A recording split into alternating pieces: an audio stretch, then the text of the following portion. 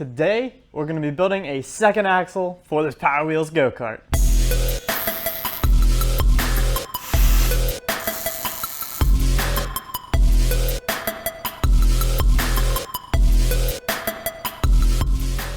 You're probably asking, what the heck do you mean a second axle? That makes no sense. Well, let me show you. So I'll be showing you guys exactly what I mean using the most advanced CAD software in the world, MS Paint.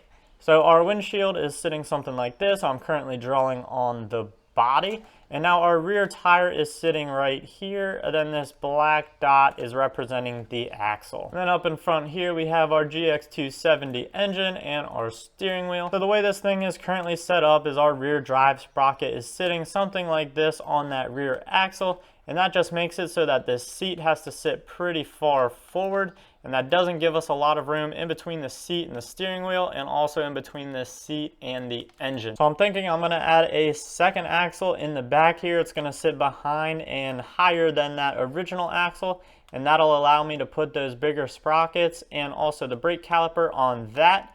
And then I plan on attaching it to the original axle, but I'm gonna be using a much smaller sprocket, probably a 3-inch sprocket there. And then I'll have another 3-inch sprocket on this axle, and I'll connect those using a chain. And that'll let me attach this seat a little higher, a little further back on that original axle, giving me more room in between that seat and steering wheel, and also in between the seat and the engine. So yeah, this is extremely tight. And this seat is as far back as it can go. It's already hitting our brake and our drive sprocket. So you're probably wondering how we're gonna do all that with this body. Now the axle is lined up right here. So that shaft is gonna go up here, and all those big components are gonna be spinning up in here. I don't know how well you can see it on camera, but there is a ton of space back here. So I don't think we'll have any issues mounting that second axle and all those spinny bits. And then that'll leave this axle free of everything except for the little 3-inch sprockets. And all that's gonna be doing is connecting this axle to this axle. And in order to drive this thing, we have our drive sprocket, which is gonna be up here, and that's gonna be linked up to our second axle that's tucked up into this bumper. And that's just gonna be connected by one big either chain or belt. And one more massive advantage to moving the sprocket and all these brake components up here out of the way and in that bumper is that currently this sprocket and this rotor are sitting lower than the frame. So that means if I were to hit anything, these are gonna take damage first, or we're gonna have to put those plastic protectors on there. And I don't think we'll have to do that anymore. Hopefully that made sense to you guys, but if it didn't, well, I guess you're just gonna have to keep watching and see what we end up doing, because who knows? Everything I just talked about could completely change. That's just the way fabrication is, but that's enough talking. Let's get to the action. Let's get this rear axle ripped out of here because we got to get all this off when we're removing the caliper, the rotor, this sprocket here, and then I'm going to get it all back reassembled. And then I just have to remember that the sprockets I ordered are 3 inches in diameter. So I just need to account for that.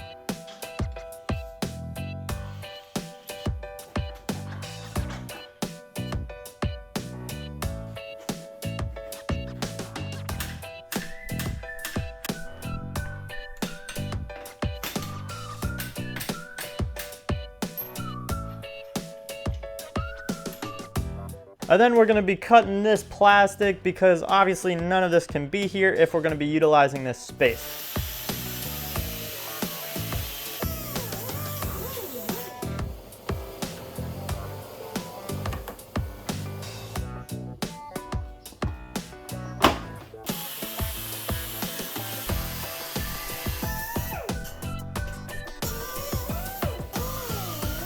All this plastic is trimmed up, and behind that little tail light cover thing, there actually was a good inch plastic, so I was able to cut all that out, and that'll just give us even more room. And now you can see just how much room is inside of here to actually fit all those other components and our second axle. Now before we start designing this whole rear axle, let me take you over and show you what we bought for this thing. Woo! So check out all this stuff. So I got another tire because we put a slit in that other one and it is currently flat, so that's got to get replaced. I decided to get a whole new seat for this thing. Now that'll be a whole separate video. When I actually go to put that seat in, I'll explain why I decided to switch it up and just buy a new seat. We got our new axle. This thing is solid steel. We also got some pillow block bearings, and that'll hold this axle to the frame. We got a locking collar, and this will hold that axle and keep it from sliding around within those bearings. I do think I'm gonna have to buy another one. I thought I ordered two, but I didn't. So there's only one here. And we also got some 50 chain. This is some extremely beefy chain, so that'll be real nice. And the chain's gonna be used in conjunction with these sprockets. Now these sprockets, there's gonna be a couple of them on the new axle we're building, and a couple of them on the original axle.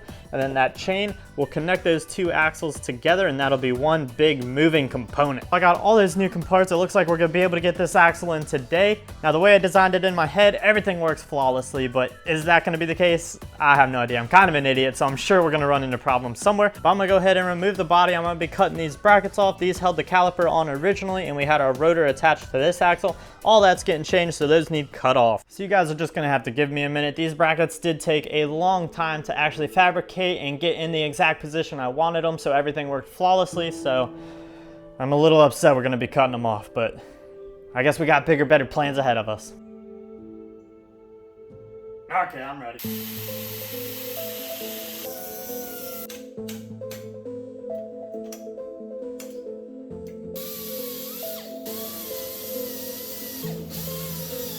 In order to get my second axle lined up, I am going to have to rip this axle out once again, and I want to get all these components on. So on this axle, there will be one of these sprockets here, there will be another one here, and then on that second axle, we'll have the same exact thing. And I will be using this 50 chain here to link all four of those sprockets together, so there will be 2 loops of this 50 chain. Now, could I get away with just 1 loop there to connect those 2 axles? I sure can, but I'm doing it for safety reasons. I'm hoping to get this thing up to like 40, 50 miles an hour, and if I'm gonna be going that fast and I'm gonna have all my brake components connected to that second axle, if something were to happen to that first chain where it would break, I'd be out of luck. So I want 2 links on there. That way, if one of them were to break and fail, I have that second one as a backup.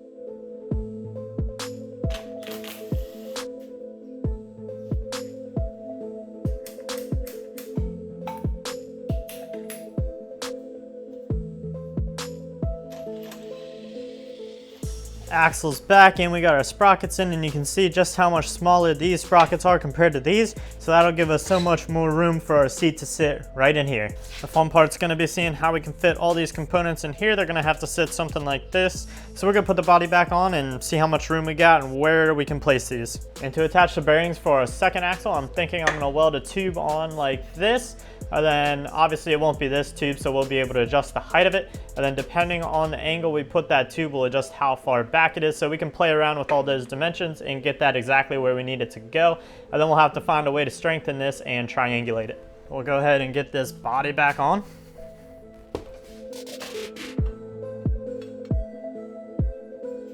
So after some really rough measurements, I want this axle to sit right behind this tube, and then I want the bottom of the axle to be 6.5 inches off the top of that tube, so it'll sit somewhere in here. And just like everything else on the go-kart, in order to get the tubing to build that whole structure, I'm going to cannibalize the rest of these pieces. So this is the front bumper off of it, and this I believe was like part of that seat hoop. So I'm going to be cutting these apart, cutting all those brackets off and getting these straight tubes off of them, and that's what we're going to build this out of. So I got a lot of work ahead of me. I'm going to get to cutting.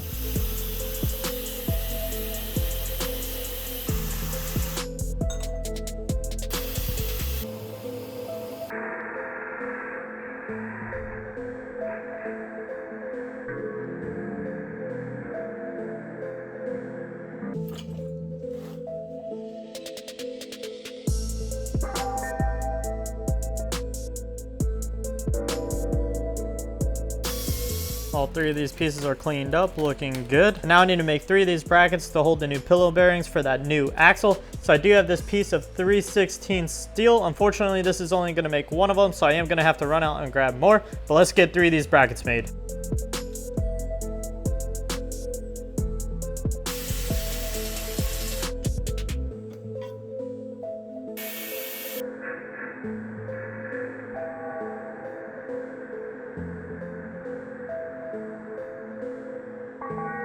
I got most of the components cut out for this like little rear axle bracket here. So here's where the pillow bracket's gonna sit.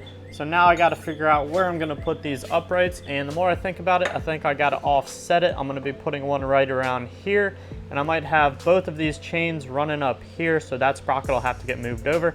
And then I'll have my drive sprocket hanging off the end, and then I'll probably have another support over here, and I might even add a little support in here.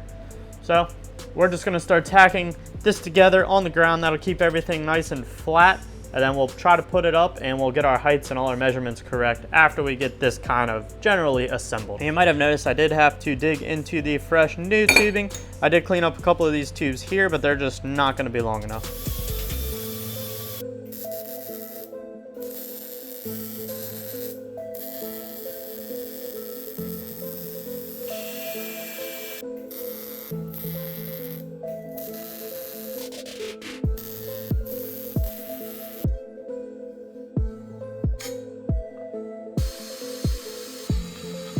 So I got the first bracket for my bearing complete, drilled the holes, got everything attached just to see how everything lines up. And we're running into a slight problem. Originally, I was gonna weld this on like this where I had the bearing on the backside, but the way these sprockets would line up, that chain would have to go right through that tube, so that's not gonna work.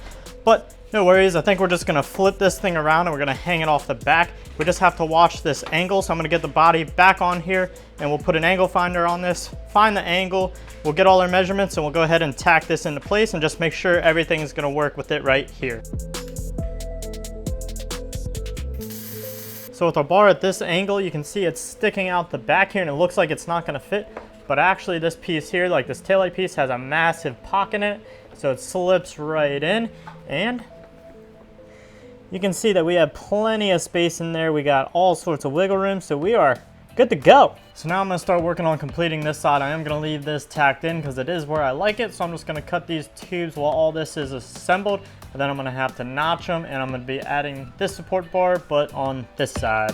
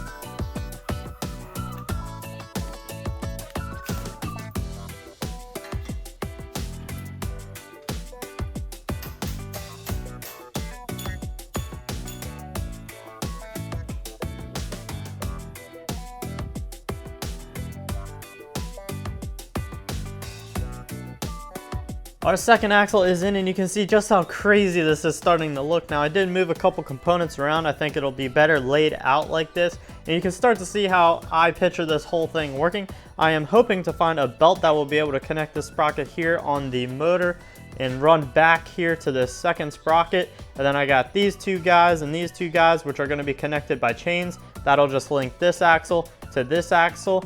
And then I have my rotor here, and I am hoping to be able to either fit calipers on the back here that'll grab it here, or maybe hang them over the top. I'm not sure where I'll have the most room. Now this isn't perfect. This whole axle here is twisted a little bit this way, so I'm just gonna put a ratchet strap on this end, and then I'll probably connect it somewhere down there, and I'm gonna try to pull this end up and get these drive shafts parallel.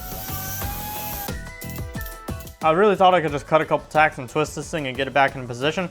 It wasn't the case. I ended up beating the whole thing off. I got everything cleaned up and we're gonna tack it back in, hopefully a lot straighter this time.